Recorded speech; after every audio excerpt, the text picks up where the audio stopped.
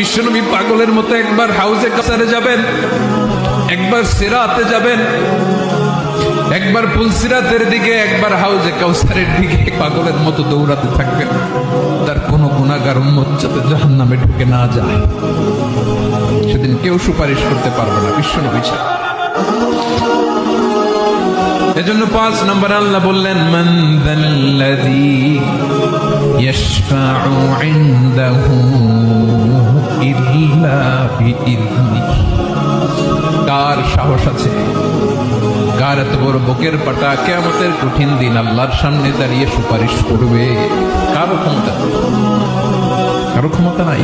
বিশ্বনবী সেদিন সিজদায় পড়ে উম্মতের জন্য কাঁদবেন, সবাই কাঁদবে, নফসি নফসি, আল্লাহ আমারে বাঁচাও, আল্লাহ আমারে বাঁচাও। বিশ্বনবী বলবেন, উম্মতি উম্মতি।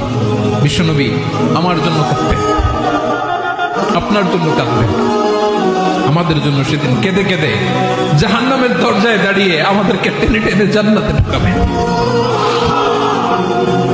এজন্য এই বিশ্বনবীর ভালোবাসা যেন আমাদের হৃদয়ে ভরপুর থাকে। আমার ভাইয়েরা, প্রতি শুক্রবার বিশ্বনবীর উপরে বেশি বেশি যেন আমরা দুরূদ পড়ি। আমরা যখন বিশ্বনবীর সালাম দেই, দুরূদ পড়ি,